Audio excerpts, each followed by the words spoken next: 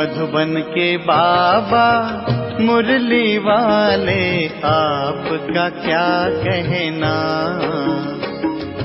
आपका क्या कहना। ओम शांति। 27 अगस्त 2023 अव्यक्त बाप दादा के महावाक्य। ओरिजिनल डेट 16 नवंबर 1995।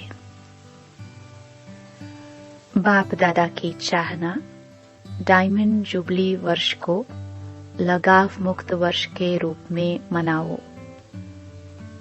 आज बाप दादा सदा दिल से बाप की याद में रहने वाले अपने स्नेही सहयोगी बच्चों से मिलने आए हैं। जितना बच्चों का स्नेह है, उतना बाप का भी स्नेह बच्चों से है। बाप सभी बच्चों को एक जैसा अति स्नेह देता है, लेकिन बच्चे अपने अपने शक्ति अनुसार स्नेह को धारण करते हैं। इसलिए बाप को भी कहना पड़ता है नंबरवार याद प्यार। लेकिन बाप सभी बच्चों को नंबर 1 दिल का प्यार अमृत वेले से लेकर देते हैं। इसलिए अमृत वेला विशेष बच्चों के लिए ही रखा हुआ है, क्योंकि अमृत वेला सारे दिन का आदि समय है। तो जो बच्चे आदि समय पर बाप का स्नेह दिल में धारण कर लेते हैं, तो दिल में परमात्म स्नेह समाया हुआ होने के कारण और कोई स्नेह आकर्षित नहीं करता है। अगर अपनी स्थिति अनुसार पूरा दिल भर करके दिल में स्नेह नहीं धारण करते, थोड़ा भी खाली है, अधूरा लिया है, तो दिल में जगह होने के कारण माया भिन्न भिन्न रूप से अनेक स्नेह, चाहे व्यक्ति चाहे वैभव, दोनों रूप में उन स्नेहों में आकर्षित कर लेती है। कई बच्चे बाप दादा से कहते हैं कि हमारे पास अभी तक भी माया क्यों आती है। जब मास्टर सर्वशक्तिमान बन गए तो माया के आने का क्वेश्चन ही नहीं है। लेकिन कारण है कि आदिकाल अमृत वेले अपने दिल में परमात्म स्नेह संपूर्ण रूप से धारण नहीं करते। अगर कोई भी चीज अधूरी भरी हुई है, कहाँ भी खाली है, तो हलचल तो होगी ना। बैठते भी हो, उठते भी हो, लक्ष्य भी है और कहते भी हो कि एक बाप दूसरा ना कोई।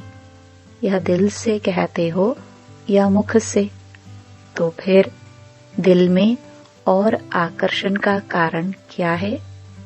जरूर कहाँ और व्यक्ति या वैभव की तरफ स्नेह जाता है, तब तो आकर्षित करती है। दिल में संपूर्ण परमात्म प्यार पूरा भरा हुआ नहीं होता है। आप सोचो, अगर एक हाथ में आपको कोई हीरा देवे और दूसरे हाथ में मिट्टी का गोला देवे, तो आपकी आकर्षण कहाँ जाएगी? हीरे में जाएगी, मिट्टी में नहीं। मिट्टी से भी खेलना तो अच्छा होता है ना। तो व्यर्थ संकल्प ये भी क्या है? हीरा है या मिट्टी है? तो मिट्टी से खेलते तो हो ना। आदत पड़ी हुई है इसलिए। व्यक्ति भी क्या है? मिट्टी है ना। मिट्टी मिट्टी में मिल जाती है। देखने में आपको बहुत सुंदर आता है, चाहे सूरत से, चाहे कोई विशेषता से, चाहे कोई गुण से। तो कहते हैं कि और मुझे कोई लगाव नहीं है, स्नेह नहीं है, लेकिन इनके ये गुण बहुत अच्छा है। तो गुण का प्रभाव थोड़ा पड़ जाता है, या कहते हैं कि इसमें सेवा की विशेषता बहुत है, तो सेवा की विशेषता के कारण थोड़ा सा स्नेह है। शब्द नहीं कहेंगे, लेकिन अगर विशेष किसी भी व्यक्ति के तरफ या वैभव के तरफ बार बार संकल्प भी जाता है, ये होता तो बहुत अच्छा, ये भी आकर्षण है। व्यक्ति के सेवा की विशेषता का दाता कौन? वो व्यक्ति या बाप देता है? कौन देता है? तो व्यक्ति बहुत अच्छा है, वो ठीक है। लेकिन जब कोई भी विशेषता को देखते हैं, गुणों को देखते हैं, सेवा को देखते हैं, तो दाता को नहीं भूलो। वह व्यक्ति भी लेवता है, दाता नहीं है। बिना बाप का बने उस व्यक्ति में ये सेवा का गुण या विशेषता आ सकती है, या वह विशेषता अज्ञान से ही ले आता है? ईश्वरीय सेवा की विशेषता अज्ञान में नहीं हो सकती। अगर अज्ञान में भी कोई विशेषता या गुण है भी, लेकिन ज्ञान में आने के बाद उस गुण व विशेषता में ज्ञान नहीं भरा, तो वो विशेषता व गुण ज्ञान मार्ग के बाद इतनी सेवा नहीं कर सकता। नेचुरल गुण में भी ज्ञान भरना ही पड़ेगा। तो ज्ञान भरने वाला कौन? बाप। तो किसकी देन हुई? दाता कौन? तो आपको लेवता अच्छा लगता है या दाता अच्छा लगता है? तो लेवता के पीछे क्यों भागते हो? बाप के आगे या दादियों के आगे बहुत मीठा मीठा बोलते हैं, कहेंगे दादी मेरा कुछ लगाव नहीं, बिल्कुल नहीं, सिर्फ सेवा के कारण थोड़ा सा है, थोड़ा सा कहकर अपने को छुड़ा लेते हैं। लेकिन ये लगाव चाहे गुण का हो चाहे सेवा का हो, लेकिन लगाव आज नहीं तो कल कहाँ ले जाएगा? कोई को तो लगाव पुरानी दुनिया तक भी ले जाता है, लेकिन मेजॉरिटी पुरानी दुनिया तक नहीं जाते हैं, थोड़े जाते हैं। मेजॉरिटी को लगाव पुरुषार्थ में अलबेलेपन की तरफ ले जाता है। फिर सोचते हैं कि ये तो थोड़ा बहुत होता ही है, फिर बाप को भी समझाने लगते हैं। कहते हैं बाबा आप तो साकार में हो नहीं, ब्रह्मा बाबा भी अव्यक्त हो गया और आप तो हो ही बिंदी ज्योति, अभी हम तो साकार में हैं। इतना मोटा ताजा शरीर है और शरीर से सब करना है, चलना है, तो हम हैं साकार और आप आकार और निराकार हो। अभी साकार में कोई तो चाहिए ना? अच्छा बहुत नहीं, एक तो चाहिए ना? एक भी नहीं चाहिए? देखना बाप दादा तो कहते हैं एक चाहिए, नहीं चाहिए? एक बाबा चाहिए। बाप तो है ही, लेकिन कई बार मन में कई बातें आ जाती हैं और मन भारी हो जाता है। जब तक मन को हल्का नहीं करते हैं तो योग भी नहीं लगता। फिर क्या करे? बाप का भी क्वेश्चन है कि ऐसे टाइम पर क्या करे? मन भारी है और योग लगता नहीं है तो क्या करे? उल्टी नहीं करे, अंदर ही मचलता रहे। डॉक्टर्स लोग क्या कहते हैं? अगर पेट भारी हो जाए तो उल्टी करके निकालनी चाहिए या अंदर ही रखनी चाहिए। डॉक्टर्स क्या कहते हैं? उल्टी करनी चाहिए ना? तो डॉक्टर भी कहते हैं उल्टी करनी चाहिए। अच्छा, ये तो हुआ तन का डॉक्टर और आप सभी मन के डॉक्टर हो। तो तन वाले ने अपना जवाब दिया। अभी मन के डॉक्टर बताओ, अगर मन में कोई उलझन हो तो कहाँ उल्टी करे? बाप के सामने उल्टी करेंगे, बाबा के कमरे में जाकर करे, कमरे में उल्टियां करके आवे, सोचो बाप के आगे उल्टी करेंगे? नहीं तो कहाँ करे? कोई स्थान तो बताओ ना। बाप दादा तो बच्चों का तरफ लेता है कि उस समय तो कोई चाहिए जरूर, बाबा को सुनाए। अगर बाप सुनता ही नहीं तो क्या करे? कई बच्चों की कंप्लेंट है ना कि हमने तो बाबा को सुनाया, बाबा ने सुना ही नहीं, जवाब ही नहीं दिया, फिर क्या करे?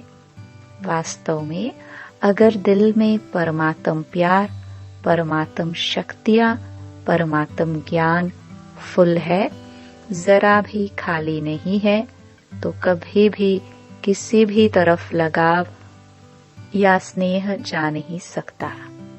कई कहते हैं लगाव नहीं है लेकिन सिर्फ अच्छा लगता है, तो इसको कौन सी लाइन कहेंगे?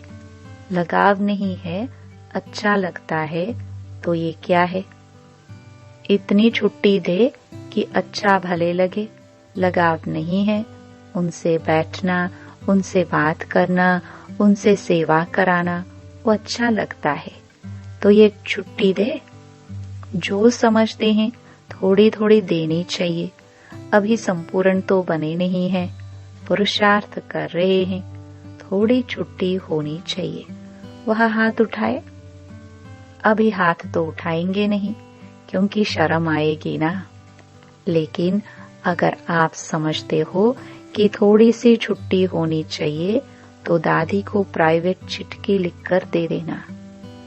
ऐसे नहीं कहना कि दादी 5 मिनट बात करना है, इसमें तो फिर टाइम चाहिए। चिट्ठी में लिख दो तो बाप दादा उनका अच्छा संगठन करेंगे और ही अच्छा हो जाएगा ना। अच्छा, अभी सब ना कर रहे हैं और सभी का वीडियो निकल रहा है। यदि ना करके फिर करेंगे तो वो कैसेट भेजेंगे कि आपने ना किया था, फिर क्यों किया?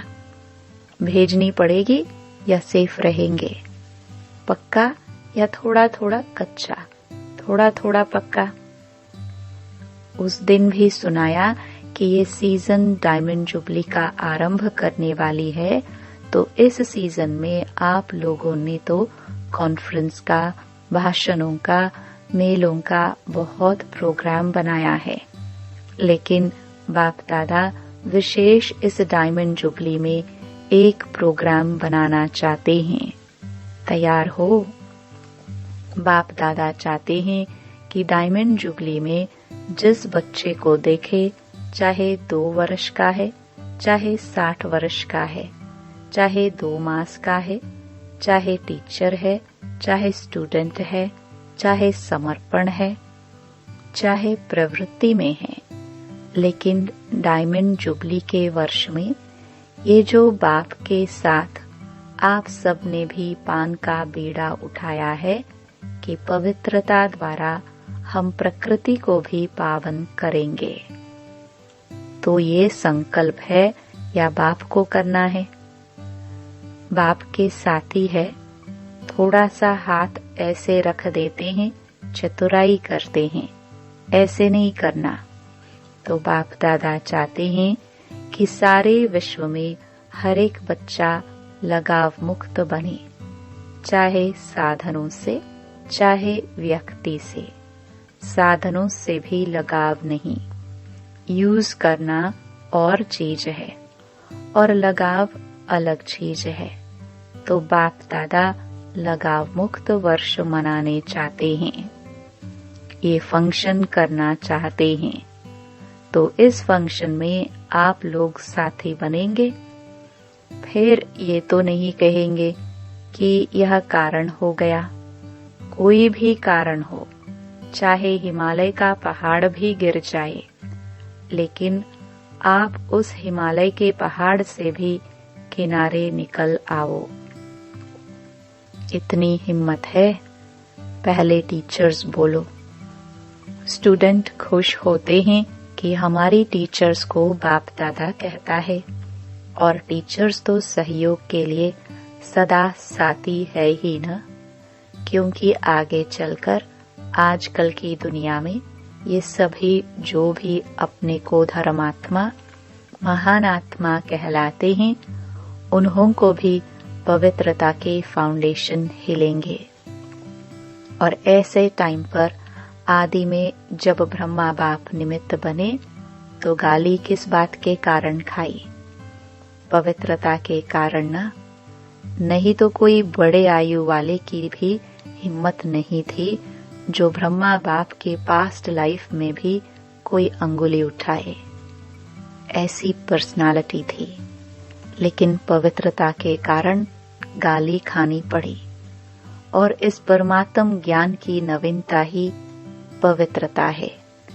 फलक से कहते हैं ना कि आग कपूस इकट्ठा रहते भी आग नहीं लग सकती। चैलेंज है ना, जो युगल हैं वो हाथ उठाओ। तो आप सभी युगलों की ये चैलेंज है, या थोड़ी थोड़ी आग लगेगी फिर बुझा देंगे? वर्ल्ड को चैलेंज है ना।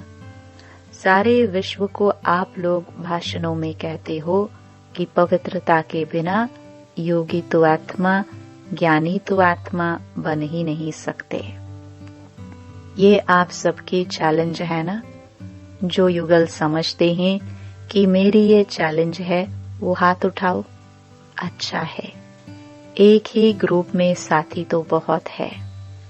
तो डायमंड जुबली में क्या करेंगे? लगाव मुक्त, क्रोध मुक्त का किया ना। थोड़ा थोड़ा क्रोध तो बाप दादा ने भी कईयों में देखा, लेकिन इस बारी थोड़ा का छोड़ दिया। फिर भी चाहे देश चाहे विदेश में जिन्होंने अटेंशन रखा और संपूर्ण रूप से क्रोध मुक्त जीवन प्रैक्टिकल में अनुभव किया, करके दिखाया, उन सबको बाप दादा पदम गुणा से भी ज्यादा मुबारक देते हैं। क्योंकि इस समय चाहे विदेश वाले चाहे देश वाले, सबके बुद्धि रूपी टेलीफोन यहाँ मधुबन में लगे हुए हैं। अभी सबका कनेक्शन मधुबन में है। तो सभी ने यह अनुभव तो किया ही होगा कि जिन्होंने अच्छी तरह से दृढ़ संकल्प किया, उन्हों को बाप दादा की तरफ से विशेष एक्स्ट्रा मदद भी मिली है। तो ऐसे नहीं समझना कि एक साल तो क्रोध को खत्म किया, अभी तो फ्री है। नहीं, अगर संपूर्ण लगाव मुक्त अनुभव करेंगे तो क्रोध मुक्त ऑटोमेटिकली हो जाएंगे। क्यों? क्रोध भी क्यों होता है? जिस बात को, जिस चीज को आप चाहते हो और वो पूर्ण नहीं होता है या प्राप्त नहीं होता है, तो क्रोध आता है ना। क्रोध का कारण आपके जो संकल्प हैं वो चाहे उल्टे हो चाहे सुलटे हो, लेकिन पूर्ण नहीं होंगे, तो क्रोध आएगा। मानो आप चाहते हो कि कॉन्फ्रेंस होती है, फंक्शन होते हैं, तो उसमें हमारा भी पार्ट होना चाहिए। आखिर भी हम लोगों को कब चांस मिलेगा? आपकी इच्छा है और आप इशारा भी करते हैं, लेकिन आपको चांस नहीं मिलता है, तो उस समय चिड़चिड़ापन आता है कि नहीं आता है? चलो, महाक्रोध नहीं भी करो, लेकिन जिसने ना की उनके प्रति व्यर्थ संकल्प भी चलेंगे ना, तो वह पवित्रता तो नहीं हुई। ऑफर करना, विचार देना, इसके लिए छुट्टी है, लेकिन विचार के पीछे उस विचार को इच्छा के रूप में बदली नहीं करो। जब संकल्प इच्छा के रूप में बदलता है, तब चिड़चिड़ापन भी आता है, मुख से भी क्रोध होता है, वह हाथ पांव भी चलता है। हाथ पांव चलाना वह हुआ महाक्रोध। लेकिन निस्वार्थ होकर विचार दो, स्वार्थ रखकर नहीं कि मैंने कहा तो होना ही चाहिए, ये नहीं सोचो। ऑफर भले करो, ये रॉन्ग नहीं है, लेकिन क्यों क्या में नहीं जाओ। नहीं तो ईर्ष्या, घृणा, ये एक एक साथ ही आता है। इसलिए अगर पवित्रता का नियम पक्का किया, लगाव मुक्त हो गए, तो यह भी लगाव नहीं रखेंगे कि होना ही चाहिए, होना ही चाहिए। नहीं, ऑफर किया ठीक, आपकी निस्वार्थ ऑफर जल्दी पहुंचेगी। स्वार्थ या ईर्ष्या के वश ऑफर और क्रोध पैदा करेगी। तो टीचर्स क्या करेंगे? 100% लगाव मुक्त। बोलो हाँ या ना। फॉरेनर्स बोलो हाँ जी। ऐसे ही डायमंड जुबली नहीं मनानी है।